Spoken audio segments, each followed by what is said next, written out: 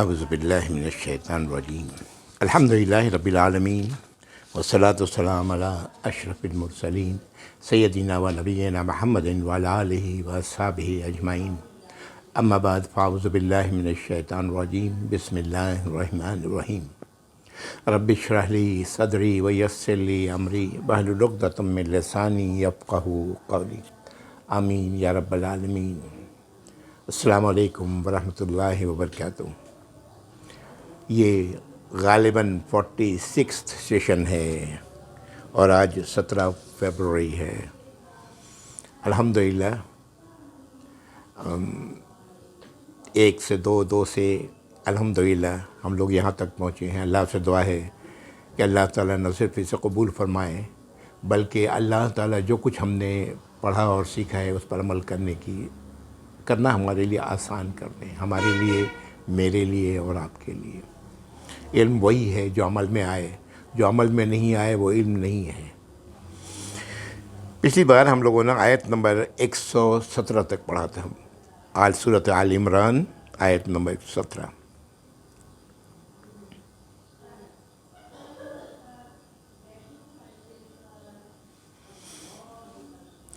ذرا پیچھے گھوم کے دیکھتے چلتے ہیں۔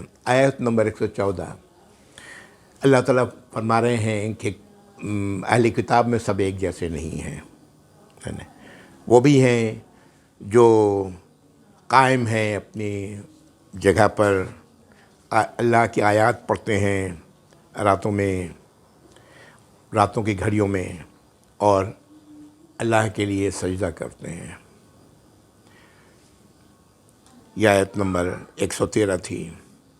یہ وہ لوگ ہیں جو ایمان رکھتے ہیں اللہ پر اور آخرت کے دن پر، اور لوگوں کو اچھائی کا حکم دیتے ہیں، برائی سے روکتے ہیں، اور سرعت کے ساتھ نیکیوں کی طرف بھاگتے ہیں، یعنی اللہ کی دی ہوئی رزق کو اللہ کے راستے میں خرچ کرنے میں تیزی دکھاتے ہیں، جسمانی ہو یا مالی ہو۔ یہی وہ لوگ ہیں جو صالحین ہیں۔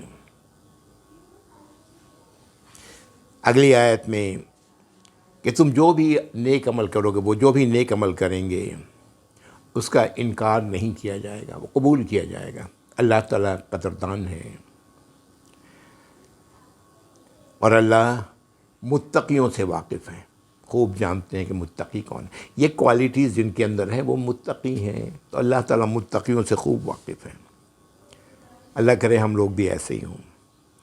اگلی آیت، بے شک وہ لوگ جو اللہ کی آیات کے ساتھ کی نافرمانی کرتے ہیں، یعنی کفر کرتے ہیں، ان کے مال اور ان کی اولاد انہیں کچھ بھی فائدہ نہیں پہنچائے گی، اللہ سے کچھ بھی۔ یہ وہ لوگ ہیں جو آگ والے ہیں، اس میں وہ ہمیشہ رہیں گے۔ یہ آیت نمبر 116 تھی۔ اور پھر دی جا رہی ہے مثال اگلی آیت میں 117 میں، ان لوگوں کو، ایسے لوگ دنیا میں جو مال خرچ کر رہے ہوتے ہیں سمجھ کے کہ نیکیاں ہیں یہ، ان کے بارے میں کہا جا رہا ہے کہ یہ لوگ جو خرچ کرتے ہیں اس دنیا میں، اس کی مثال ایک ایسے آندھی کی ہے جس میں بڑی سرد ہوا ہے اور وہ پڑتی ہے ایسے لوگوں کے کھیت پر جو ظالم ہیں، اپنے اوپر ظلم کرنے والے ہیں، اور اسے ہلاک کر دیتی ہے، یعنی پوری فصل تباہ ہو گئی۔ اور اللہ تعالیٰ فرماتے ہیں کہ ان پر اللہ نے ظلم نہیں کیا، وہ اپنے آپ پر ظلم کرنے والے تھے، یعنی آخرت میں ان کے پاس کچھ بھی نہیں ہوگا۔ بڑی خطرناک بات ہے یہ۔ اللہ تعالیٰ ہم لوگوں کو سمجھ عطا فرمائے۔ آئیے اگلی آیت پہ، اعوذ باللہ من الشیطان الرجیم۔ یہ تو آموختہ تھا نا، آیت نمبر 118۔ یا ایھا الذین آمنوا لا تتخذوا بطانة من دونکم لا یعلونکم خبالا۔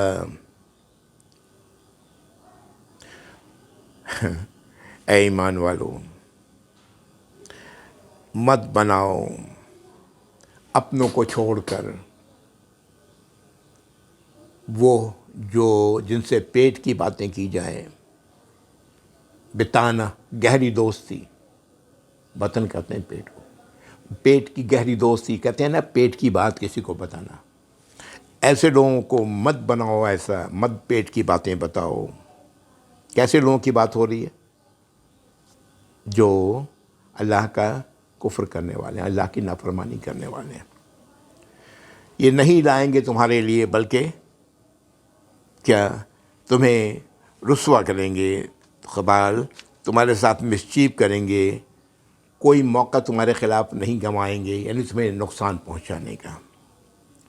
وَدُّ مَا عَنِتُّمْ، ان کی تو شدید خواہش ہے کہ تمہیں مصیبت میں ڈالیں اور ایسی حرکت کریں کہ جس میں تم پر بوجھ پڑے، تم تکلیف میں ہو جاؤ۔ قد بدت البغضاء من افواہہم، یہ جو بغض ہے ان کا، یہ ان کے منہوں سے ظاہر ہو چکا ہے۔ وما تخفی صدورہم اکبر، اور جو انہوں نے اپنے سینوں میں چھپا رکھا ہے وہ تو بہت ہی بڑا ہے۔ قد بینا لکم الآیات ان کنتم تعقلون، ہم نے بیان کر دیا تمہارے لیے اپنی آیات کو اگر تم ہو عقل والے۔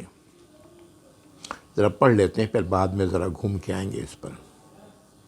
ہاں انتم اولئک تحبونہم، ہاں تم تو وہ لوگ ہو کہ جو ان سے محبت کرتے ہو۔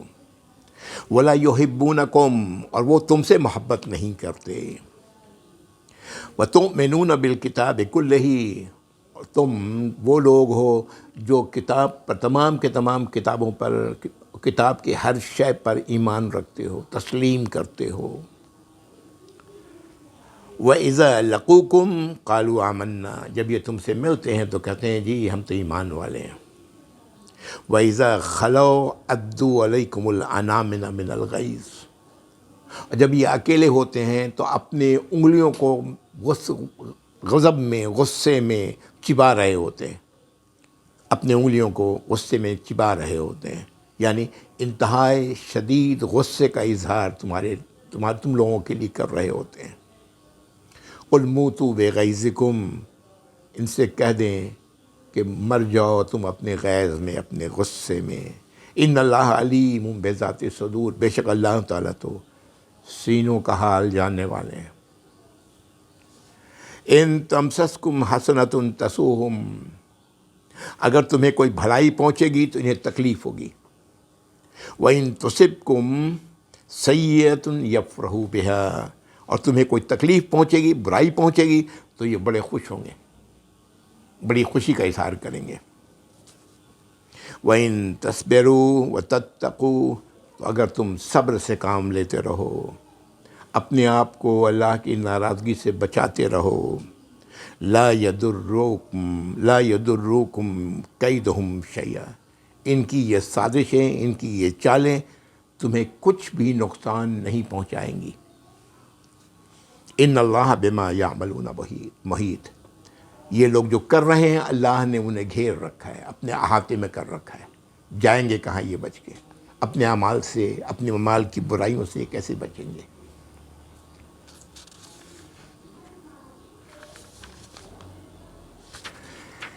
یہ کئی آیات میں نے پڑھی، 118 سے لے کے 120 تک۔ یہ کون لوگ، کن کی بات ہو رہی ہے؟ یہ کون لوگ ہیں جن سے کہا جا رہا ہے ان کے ساتھ دوستی، گہری دوستی، رازداری والی دوستی ان کے ساتھ مت کرو؟ یہ تمہارے لیے، تم ان کو راز کی بات بتاؤ گے، تمہارے لیے یہ برائی کا کوئی موقع نہیں چھوڑیں گے۔ ان کی تو خواہش ہے کہ تمہیں تکلیف ہو، اور ان کی برائیاں، جو ان کے بغض ہے وہ تو ظاہر ہو چکا ہے ان کے منہوں سے، اور جو ان کے سینے میں چھپا ہوا ہے وہ تو بہت ہی زیادہ ہے۔ اللہ تعالیٰ اس طرح اپنی آیات کو کھول کر کے بیان کر رہے ہیں تاکہ تم عقل سے کام لو۔ کیوں یہ عقل کی بات نہیں ہے؟ عقل کی بات ہے نا، کہ جو ایسے شخص کے ساتھ اگر آپ راز کی بات آپ بتائیں گے اپنی، تو کیا کرے گا وہ؟ آپ کو تکلیف ہی پہنچائے گا۔ پھر کہا جا رہا ہے ہاں تم تو وہ لوگ ہو کہ محبت کرتے ہو ان سے، ایمان والے تو محبت کرتے ہیں سب سے۔ آدم علیہ السلام کے ہم سب اولاد ہیں، ہم سب سے محبت کرنے والے لوگ ہیں، اور اہل کتاب سے خاص طور سے محبت کرتے ہیں، کہ وہ اللہ کی کتاب پر ایمان رکھنے والے ہیں۔ یاد رکھیں اہل کتاب ہم بھی ہیں، آج اہل قرآن بھی اہل کتاب ہیں۔ آج ہم پڑھ رہے ہیں، اس میں توریت، انجیل اور قرآن ماں کے ماننے والے سب لوگ آ گئے، کتاب والے۔ ان سے تم محبت کرتے ہو سب سے، یہ لیکن ان کا معاملہ کیا ہے، جب تم سے ملتے ہیں تو اپنے ایمان کا دعویٰ کرتے ہیں کہ ہم تو ایمان والے ہیں، اور جب یہ اکیلے میں ہوتے ہیں تو اپنے غصے میں اپنی انگلیاں چبا رہے ہوتے ہیں۔ یہ محاورہ ہے، انتہائی شدید غصہ تم کہہ دیں کہ مر جاؤ اپنے غصے میں، بے شک اللہ تعالیٰ تو سینوں کا حال جانتے ہیں، تم کیا ہو اللہ کو معلوم ہے۔ اور ان کی حالت یہ ہے کہ اگر تمہیں اچھائی پہنچے تو انہیں بڑی تکلیف پہنچتی ہے، اور تمہیں برائی پہنچے تو خوش ہوتے ہیں، پھولے نہیں سماتے۔ تو اللہ تعالیٰ فرما رہے ہیں کہ ایسے لوگوں سے واسطہ پڑنے پر اگر تم صبر سے کام لو، اپنے آپ کو اللہ کی ناراضگی سے بچاؤ، تو یہ تمہارا کچھ بھی بگاڑ نہیں سکیں گے۔ لا یضرکم کیدہم شیئا، ان کی یہ چالاکیاں، ان کی یہ سازشیں تمہارا کچھ نقصان نہیں کریں گی۔ ان اللہ بما یعملون محیط، جو یہ کر رہے ہیں اللہ تعالیٰ ان سے خوب واقف۔ اب آپ اس آیت پر خود ہی غور کر لیں، اس میں اہل کتاب میں وہ لوگ ہیں جو توریت کے ماننے والے ہیں، اس میں وہ لوگ ہیں جو انجیل کے ماننے والے ہیں، اس میں وہ لوگ بھی ہیں جو قرآن کے ماننے والے ہیں۔ یہ وہ لوگ ہیں جو اللہ کی نافرمانیوں سے توبہ نہیں کرتے، اللہ کی نافرمانیوں پر قائم ہیں، چاہے وہ 1 کر رہے ہوں، چاہے 10 کر رہے ہوں، چاہے 50 کر رہے ہوں، بات تو ایک ہی ہے، کفر تو کفر ہے۔ عام طور سے اس کی تفسیر میں مفسرین نے منافق کا لفظ استعمال کیا ہے، یہاں پر اللہ تعالیٰ منافق کا لفظ استعمال نہیں کر رہے ہیں۔ اللہ تعالیٰ ان کی خصوصیات بتا دی ہے، اب اپنے آپ کو بچانا ہے، اور یہ تمہیں تکلیف پہنچانے سے چکیں گے نہیں، لیکن پرواہ مت کرو، اللہ تمہاری حفاظت فرمائیں گے۔ سبحان اللہ۔ یہاں سے آیت نمبر 121 سے شروع ہو رہی ہے وہ آیات جس کا تعلق غزوہ احد سے ہے۔ غزوہ احد کے حوالے سے تھوڑی سی بات میں بیک گراؤنڈ تھوڑا سا ہلکا سا بتا دوں، تاکہ ان آیات کو سمجھنے میں ذرا آسانی بھی ہو جائے گی۔ یہ غزوہ 3 ہجری 11 شوال ہفتے کے دن یہ احد کی لڑائی ہوئی ہے،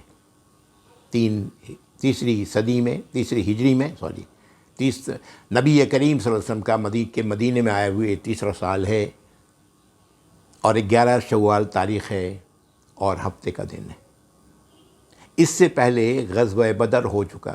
غزوہ بدر 17 رمضان 2 ہجری میں ہوا تھا، 1 سال اور چند دن ہوئے ہیں، اور یہ مشرکین نے، چونکہ اس میں انہیں شکست بری طرح ہوئی تھی، 70 کے قریب ان کے آدمی مارے گئے تھے، اور وہ بھی بڑے بڑے سردار، انہوں نے بدلہ لینے کا ٹھان لیا تھا۔ اس پورے 1 سال میں انہوں نے جو بھی تجارتی مال کمایا اس کو جنگ کے لیے لگایا، اور پوری تیاری کر کے 3000 کا لشکر پہنچتا ہے مدینہ منورہ۔ اور مدینہ منورہ جغرافیہ سچویشن ایسی تھی کہ سیدھے مدینہ منورہ میں داخل نہیں ہوا جا سکتا تھا۔ تفصیل ہے، چھوڑ دیتا ہوں۔ یہ ان لوگوں نے آ کر کے احد پہاڑ کے سامنے میدان میں انہوں نے پڑاؤ ڈالا، یہ تھی وہ کیفیت۔ یہاں پر یہ بھی جان لیں کہ نبی کریم صلی اللہ علیہ وسلم بیٹھ کے صرف اللہ اللہ کرنے والے نہیں تھے، آپ کی انگلیاں حالات کے نبض پر تھیں، آپ کو ایک ایک چیز کی اطلاع مل رہی تھی، آپ کی جو نظام آپ نے بنایا تھا خبر رسانی کا، اطلاع مل رہی تھی کہ یہ لوگ مکے سے نکلے ہیں، اتنے لوگ ہیں، فلاں پہ جگہ پہنچ گئے، فلاں جگہ پہنچ گئے، یہاں تک کہ احد کے سامنے پہنچ گئے۔ احد پہاڑ ہے نا، جانتے ہیں آپ، وہاں پہنچ گئے ہیں یہ لوگ۔ جمعے کا دن ہے، آپ جمعے کی نماز کے بعد آپ مشاورت کرتے ہیں کیا کیا جائے، اور بیشتر کی رائے یہی تھی کہ مدینے میں رہ کے ہی لڑا جائے، مدینے کے اندر رہ کر کے اپنا دفاع کیا جائے۔ لیکن ایسے لوگ بھی تھے جو کہہ رہے تھے کہ نہیں، ہمیں کس چیز کا ڈر ہے، ہم سامنے لڑیں گے ان کے ساتھ جا کر کے، روبرو لڑیں گے۔ اور پھر آخر میں نبی کریم صلی اللہ علیہ وسلم نے، گو کہ آپ کی بھی خواہش یہی تھی کہ مدینے میں رہ کر کے، اس لیے کہ وہ بڑا لشکر تھا، 3000 کا لشکر تھا، پوری تیاری کے ساتھ آیا تھا۔ جیسا میں نے کہا مدینے کی جغرافیائی حالات ایسی تھی، جو سچویشن تھا وہ ایسا تھا کہ پورا 3000 کا لشکر اندر نہیں گھس سکتا تھا۔ خیر، تو یہی ہوا، آپ نے جمعے کے دن شام کے وقت یا عصر کے وقت آپ لوگ نے اپنے ساتھ ان لوگوں کو لیا ہے جو جنگ کے لیے جانے والے، ان کی کل تعداد تھی 1000۔ اس وقت یہ حالت تھی، ان نوجوان جو لڑنے والے لوگ تھے ان کی کل تعداد 1000 تھی۔ آپ لے کے نکلتے ہیں، راستے میں ایک جگہ آپ نے، ابھی ان دنوں میں، آج تو بہت نزدیک ہے مدینے سے، ان دنوں میں نزدیک نہیں ہوا کرتا تھا، چلنا پڑتا تھا نا، تو راستے میں ایک جگہ رکے، آپ نے رات گزاری۔ آج وہاں پر مسجد ہے، بنا دی گئی ہے، رات گزاری گئی وہاں، اور پھر اگلی صبح کو آپ جاتے ہیں احد کی طرف پہنچتے ہیں، اور پھر وہاں پر اپنے جو لوگ لے کر کے آئے ہیں ان کو جنگ کی جگہوں پر ان کو متعین کرتے ہیں۔ لیکن کیا ہوا اس دوران میں؟ اس دوران میں یہ ہوا کہ 300 ان میں سے، 1000 میں سے 300 واپس مدینہ چلے گئے۔ ان کا گلہ یہ تھا کہ میری بات نہیں مانی گئی تو ہم کیوں اس میں شریک ہوں، یہ کوئی جنگ ونگ نہیں ہونی۔ غور کیجئے، 1000 میں سے کتنے؟ 300۔ ان کا سرغنہ عبداللہ بن ابی تھا، جس کو تاریخ لکھتی ہے کہ منافقوں کا راس المنافقین، منافقوں کا سردار ہوا کرتا تھا، لیکن اپنے ساتھ 300 کو لے کے چلا گیا۔ پچھلی آیات میں ایسے ہی لوگوں کا ذکر ہے ہمارے لیے۔ ہم آج جب رہتے ہیں مسلم معاشرے میں تو ایسے ہی لوگوں کا ذکر تھا پچھلی آیات میں جو ہم لوگوں نے پڑھا ہے۔ ہم میں جب اس وقت یہ 300 ہو سکتے تھے، سن 3 ہجری میں، 3 سال سے نبی کریم صلی اللہ علیہ وسلم وہاں پر مدینے میں موجود ہیں، تو آج ان کی تعداد کتنی ہوگی میرے بھائی؟ اللہ تعالیٰ سب کو ہدایت عطا فرمائے۔ ہمیں کوئی خوشی نہیں ہے اس بات کو بیان کرنے میں کہ ہم میں ایسے لوگ ہیں۔ بہرحال آتے ہیں آیت نمبر 121 پر۔ اعوذ باللہ من الشیطان۔ وَإِذْ غَدَوْتَ مِنْ أَهْلِكَ تُبَوِّئُ الْمُؤْمِنِينَ مَقَاعِدَ لِلْقِتَالِ۔ جب آپ نے صبح کی تو اپنے اہل کے ساتھ، یہ اہل کے معنی کیا ہے یہاں؟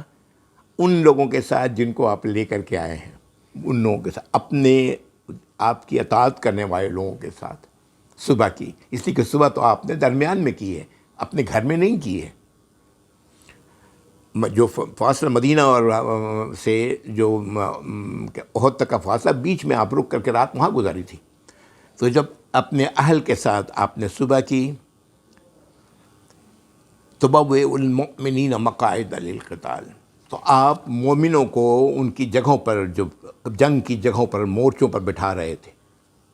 فیصلہ یہی کیا گیا اس وقت کہ ہم لوگ اپنے پیٹھ پر، مومنین اپنے پیٹھ کی طرف احد پہاڑ کو رکھیں گے، سامنے کی طرف وہ ہیں، اور ہم لوگ احد پہاڑ کو اپنے پیٹھ پر کی طرف رکھ کر کے ان سے جنگ کریں گے۔ تو وہاں آپ مورچوں پر بٹھا رہے تھے۔ واللہ سمیع علیم، اور اللہ تعالیٰ سننے والے اور جاننے والے ہیں۔ اذ ہمت طائفتان منکم ان تفشلا، کہ دو گروپوں نے، 2 جماعتوں نے تم میں سے یہ خواہش کی، یہ ان کے اندر یہ خواہش پیدا ہوئی کہ وہ سستی کا ارادہ کریں۔ کیوں؟ 300 نکل گئے، ان کے اثرات، ان لوگ جو 700 بچ گئے تھے، ان میں سے 2 ایسے قبائل کے لوگوں کے بارے میں اللہ تعالیٰ فرما رہے ہیں کہ ان کے اندر یہ سستی دکھانے کا، یعنی جنگ سے الگ ہونے کا ان کے اندر خیال پیدا ہوا۔ واللہ ولیہما، اور اللہ ان دونوں کے بھی ولی ہیں۔ وعلی اللہ فلیتوکل المؤمنون، اور اللہ ہی پر توکل کرتے ہیں ایمان والے۔ یہاں پر ایک بات میں بتانا بھول گیا، یہ یہاں پر جب آپ بتانا بھول نہیں گیا بلکہ صحیح موقع ہے، جب آپ لوگوں کو بٹھا رہے تھے تو آپ نے ایک ٹیلے پر 50 تیر اندازوں کو وہاں پر کہا، ان کے جو امیر تھے ایک کو امیر بنایا۔ ہمارے دین کا طریقہ یہی ہے کہ ہمیشہ ایک آدمی کے ہاتھ میں اختیار یا سرداری دی جاتی ہے، باقی لوگ اس کی اطاعت کرتے ہیں، یہی ہمارا دین کا طریقہ ہے۔ حج کے لیے بھی جاتے ہیں ہم تو ایک امیر منتخب کرنا چاہیے ہمیں اپنے ٹیم میں کہ یہ امیر ہمارا ہے۔ بہرحال تو اب آپ نے ان کو کہا کہ تم لوگ یہاں اس پہاڑی سے نیچے نہیں اترو گے، چاہے جنگ کی کیفیت جو بھی ہو، ہم جیت جائیں یا ہم پر حملہ کر دیا جائے، یہاں سے اس پہاڑی کو نہیں چھوڑو گے۔ اور وجہ کیا تھی؟ اس پہاڑی اور احد پہاڑ کے درمیان میں ایک درہ تھا، پیسیج تھا، اس پیسیج سے ممکن تھا، اس بات کے امکان تھے کہ کافروں کا لشکر، مشرکین کا لشکر اس پیسیج سے گھس کر کے اور مسلمانوں کے پیٹھ کی طرف سے ان پر حملہ کر دیں، اس لیے آپ نے یہ متعین کیا تھا۔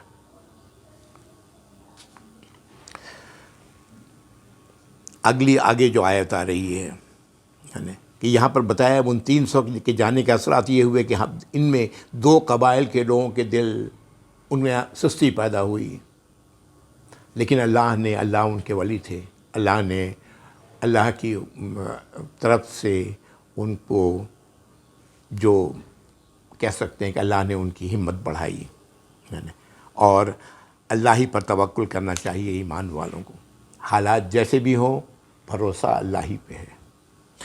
آگے کی آیت اس بات کو، اس بھروسے کا ذکر کر رہی ہے، اور اس کا تعلق بدر کی جنگ سے ہے۔ اللہ تعالیٰ فرماتے ہیں وَلَقَدْ نَصَرَكُمُ اللَّهُ بِبَدْرٍ وَأَنْتُمْ أَذِلَّةٌ، اللہ نے تم لوگوں کی مدد کی بدر کی جنگ میں۔ بدر جگہ ہے، آپ جانتے ہیں، ایک آبادی کا نام ہے بدر، تو وہاں جنگ چکے وہاں ہوئی تھی، اس لیے وہ بدر کی جنگ کہلاتی۔ تو وہ اللہ نے تمہاری مدد کی تھی بدر میں، کب؟ جب تم بے حیثیت تھے، تمہاری کوئی وقت نہیں تھی۔ ظاہر ہے 313، وہاں 1000 پوری طرح تیار لشکر، اور 313 کے پاس بھی لڑنے کے لیے تمام ہتھیار نہیں، جو ہتھیار چاہیے وہ بھی نہیں ہے۔ فَاتَّقُوا اللَّهَ لَعَلَّكُمْ تَشْكُرُونَ، تو اللہ کی ناراضگی سے بچو، شاید کہ تم اس کے شکر گزار بن جاؤ۔ اس کی ناراضگی سے بچنا اللہ کا شکر ادا کرنا ہے۔ آگے مزید بات کہی جا رہی ہے، اِذْ تَقُولُ لِلْمُؤْمِنِينَ أَلَنْ يَكْفِيَكُمْ أَنْ يُمِدَّكُمْ رَبُّكُمْ بِثَلَاثَةِ آلَافٍ مِّنَ الْمَلَائِكَةِ مُنزَلِينَ، جب آپ کہہ رہے نبی، آپ ان لوگوں سے کہہ رہے تھے، ایمان والوں سے کہہ رہے تھے کہ کیا تمہارے لیے یہ ہرگز کافی نہیں ہوگا کہ اللہ تعالیٰ تمہارا رب تمہیں مدد کرے 3000 فرشتوں سے، اور وہ ایک کے بعد ایک نازل ہوں؟ یہ نبی کریم صلی اللہ علیہ وسلم یہ بشارت دے رہے ہیں 313 لوگوں کو، کہاں؟ بدر میں، اس کا ذکر کیا جا رہا ہے۔ بَلَىٰ إِن تَصْبِرُوا وَتَتَّقُوا وَيَأْتُوكُم مِّن فَوْرِهِمْ هَٰذَا يُمْدِدْكُمْ رَبُّكُمْ بِخَمْسَةِ آلَافٍ مِّنَ الْمَلَائِكَةِ مُسَوِّمِينَ۔ اگلی آیت کہہ رہی ہے کیوں نہیں، اگر تم نے صبر سے کام لیا، وَتَتَّقُوا، اللہ کی ناراضگی سے بچے، تو آئے گی تمہارے پاس فوراً ہی تمہارے رب کی طرف سے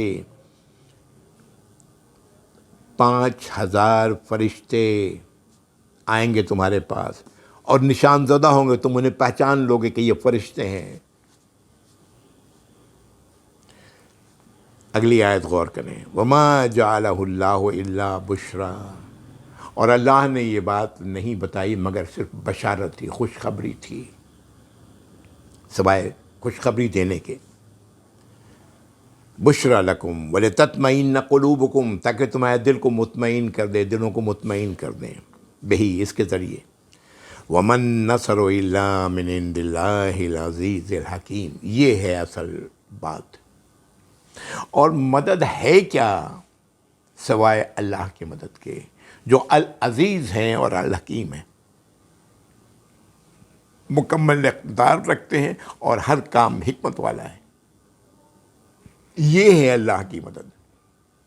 اللہ کی مدد فرشتوں کے آ جانے سے نہیں ہے، اللہ کی مدد ہتھیار مل جانے سے نہیں ہے، اللہ کی مدد سارے ذرائع ہو جانے کے بعد سب کے لوگ اکٹھے ہو جانے پر اس پر نہیں ہے۔ اللہ کی مدد اللہ کے پاس ہے نا۔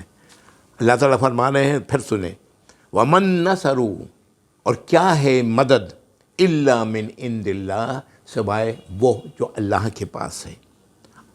وہ اللہ العزیز الحکیم ہے، مکمل اقتدار رکھنے والے، مکمل قوت رکھنے والے، ہر شے پہ غالب اور حکمت والے ہیں۔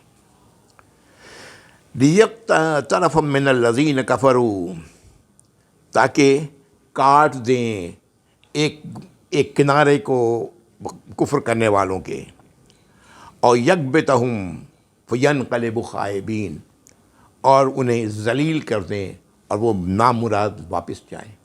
یہ ساری باتیں بدر کے حوالے سے یہ آیات جہاں پر نازل ہو رہی ہیں۔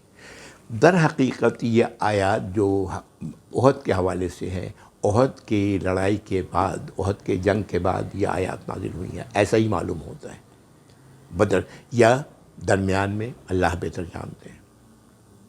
بدر کا حوالہ دیا گیا، بدر میں اللہ کی طرف سے جو بشارت دی گئی تھی اس کا ذکر کیا گیا، 3000 کیا 5000 آئیں گے، فوراً آئیں گے فرشتے، تم پہچان لوگے، نشان زدہ ہوں گے، پہچان لوگے ان کے حلیے سے، ان کے لباس سے۔ لیکن اللہ تعالیٰ کیا فرما رہے ہیں، یہ بشارت تھی، خوشخبری تھی تمہارے دلوں کو مطمئن کرنے کے لیے، اور اللہ کا مقصد تو یہ تھا ان کے ایک کنارے کو کاٹ دیا جائے، ختم کر دیا جائے، اور یہی ہوا۔ ان کے سارے بڑے بڑے سردار مارے گئے، ابو جہل بھی اسی میں مارا گیا تھا، بدر میں بڑے بڑے سردار مارے گئے، اور یہ ذلیل ہو کر اور نامراد ہو کر واپس جائے، اور ایسا ہی ہوا بدر میں۔ اچھا، اب اس جنگ بدر کی جو احد کی جنگ ہے، اس میں کیا ہوا ہے؟ جیسا میں نے کہا یہ مارکا اس طرح سے، بات ابھی تک یہاں تک تو میں نے بتائی۔ اس مارکے میں یہ ہوا ہے کہ پہلے حلے میں ہی کفار کے پیر اکھڑ گئے۔ پہلے ہی حلے میں جب ایمان والوں نے پہلا ہی حملہ، 700 ادھر 3000، پہلا ہی دھاوا بولا ہے، کفر والوں کے پیر اکھڑ گئے اور وہ بھاگنے لگے۔ بڑی عجیب بات ہے نا۔ لیکن اس کے بعد یہ ہوا کہ وہ بھاگتے ہوئے اس وقت کیا کہتے ہیں، ان کے ایک جماعت نے دیکھا کہ پیچھے کی طرف سے ان پر حملہ کیا جا سکتا ہے۔ وہ اس طرح انہوں کو نظر آیا کہ جس پہاڑی پر آپ نے لوگوں کو کھڑا کیا تھا، 50 کو، تیر انداز کو، ان لوگوں نے جب دیکھا کہ یہ تو بھگدڑ مچ گئی، فتح ہو گئی، وہ لوگ نیچے اترنے لگے۔ ان کے جو امیر تھے انہوں نے روکنے کی کوشش کی، انہوں نے کہا کہ یہ نبی کریم صلی اللہ علیہ وسلم نے تو ہمیں ہار کی صورت میں یہاں پر کھڑا کیا تھا، اب تو فتح ہو گئی ہے، اور ان کی بیشتر تعداد اتر گئی وہاں سے۔ انہوں نے نافرمانی کی، اپنے امیر کی، یا دوسرے لفظوں میں نبی کریم صلی اللہ علیہ وسلم کی نافرمانی کی۔ ایک روایت میں آتا ہے کہ ہمیں تم دیکھو چڑیاں نوچتی ہوئے کھا رہی ہے تبھی تم نہیں اترنا، اس طرح کے اس طرح کے بھی الفاظ ہیں۔ لیکن وہ اتر گئے کہ اب کیا ہے، فتح ہو گئی نا، اب یہاں رکنے کا فائدہ کیا ہے؟ اور یہ ہوا کہ ایک جماعت، اور وہ گھسی اس درے سے میں، اور درے سے گھومنے کے اندر داخل ہو کر کے مسلمانوں کے پیچھے سے حملہ کر دیا، جس کی انہیں ذرا بھی توقع نہیں تھی۔ اور ایسی بھگدڑ مچی پھر اس کے بعد مسلمانوں کے اندر، ایمان والوں کے اندر، کہ ایسا بھی وقت آیا ہے کہ ایک ایمان والا دوسرے ایمان والے کو، وہ ہوش میں نہیں ہے، اس تلوار سے مار رہا ہے، پہچاننا مشکل ہے۔ یہ حالت ہو گئی تھی لوگوں کی۔ لوگ ایمان والے کچھ بھاگ کر کے احد پہاڑ پر چڑھ گئے۔ نبی کریم صلی اللہ علیہ وسلم اونچائی پر تھے، یہ صحابہ نے ان کو اپنی گھیرے میں لے لیا۔ جن صحابہ نے گھیرے میں لیا اس میں سے کئی شہید ہو گئے۔ نبی کریم صلی اللہ علیہ وسلم وہ جہاں پر تھے اس جگہ گڑھے میں گرے، چھوٹا گڑھا تھا، آپ زخمی ہوئے۔ صلی اللہ علیہ وسلم، آپ کے دانت شہید ہوئے، لیکن اس جماعت نے جو ان کو، جنہوں نے ایمان والوں نے جنہوں نے ان کو گھیر رکھا تھا، ان کو اپنے گھیر سے نکلنے نہیں دیا، پیٹھوں پر تیر ہو لگاتار تیر کھایا ہے لوگوں نے، لیکن آپ کی جان بچائی ہے صلی اللہ علیہ وسلم۔ یہ وہ کیفیت تھی جو بیچ میں آ چکی، اور پھر اس کے بعد یہ ایک ایسی افواہ پھیل گئی کہ محمد صلی اللہ علیہ وسلم مار دیے گئے، قتل کر دیے گئے۔ تصور کر سکتے ہیں ان باتوں کا؟ کر سکتے ہیں تو کر لیں، اور اگر سیرت کی کتاب پڑھیں تو سب کچھ ملے گا۔ بہرحال ایسے موقعوں پر، ایسی اس کیفیت میں آپ کی زبان سے یہ بات نکلتی ہے نبی کریم صلی اللہ علیہ وسلم سے کہ یہ قوم کس طرح ہدایت پائے گی جس نے اپنے رسول کے ساتھ ایسا کیا ہے۔ اشارہ تھا مکے والوں کی طرف کہ انہی میں ہم رسول آئے اور اپنے رسول کے ساتھ انہوں نے یہ حرکت کی ہے۔ اللہ تعالیٰ اس کا یہاں جواب دے رہے ہیں، لیس لک من الامر شیء، آپ کو اللہ کے فیصلوں میں کوئی عمل دخل نہیں۔ او یتوب علیہم او یعذبہم، اللہ چاہیں گے تو انہیں معاف کر دیں گے، ان کی توبہ قبول کر لیں گے، یا انہیں سزا دیں گے۔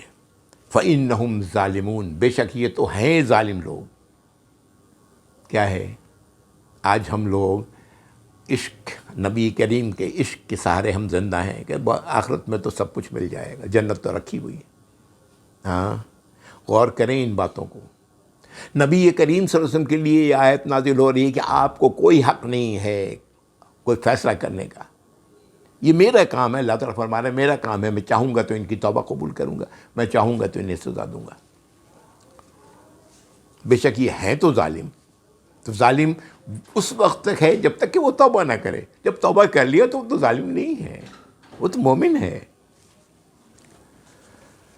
وَلِلَّهِ مَا فِي السَّمَاوَاتِ وَمَا فِي الْأَرْضِ يَغْفِرُ لِمَن يَشَاءُ وَيُعَذِّبُ مَن يَشَاءُ وَاللَّهُ غَفُورٌ رَحِيمٌ۔ اصولی بات، آسمانوں اور زمین میں جو کچھ بھی ہے وہ کس کا ہے؟ اللہ کا ہے، اللہ کی ملکیت ہے، اللہ اس کے مالک ہیں، اللہ اس کے آقا ہیں، اللہ اس کے خالق ہیں، اللہ اس کے رازق ہیں، سب کچھ اللہ کا ہے۔ اللہ تعالیٰ جسے چاہیں بخشتے ہیں، جسے چاہتے ہیں بخش دیتے ہیں، اور جسے چاہتے ہیں سزا دیتے ہیں۔ واللہ غفور رحیم، اللہ تو بخشنے والے ہیں اور رحم فرمانے والے ہیں۔ اللہ کی مغفرت اور اللہ کی، آپ ہم سب پیچھے پڑ چکے ہیں، یہ اس پر نہیں ہوتی کہ اللہ غفور و رحیم، اس پر ہوتی ہے کہ بندہ اپنی توبہ کرے، اپنی اصلاح کر لے تو اللہ غفور و رحیم ہے۔ آگے آیات جو آ رہی ہیں بالکل اب ایک ٹرن ہے، انشاءاللہ اگلی بار اس ٹرن پر ہم لوگ گھومیں گے یہاں تک، اور اس ٹرن کے بعد پھر دوبارہ آیات شروع ہوں گی جن کا تعلق غزوہ احد سے ہے۔ اللہ تعالیٰ دین کی حقیقت کو، اللہ کی رضا اور منشا کو سمجھنے کی ہمیں توفیق عطا فرمائے، ہم ویسے ہی بنیں جیسا اللہ چاہتے ہیں ہمارے لیے۔ وآخر دعوانا الحمدللہ رب العالمین، وصلی اللہ علی محمد وآلہ وصحبہ اجمعین۔ جزاکم اللہ خیر، والسلام علیکم ورحمۃ اللہ وبرکاتہ۔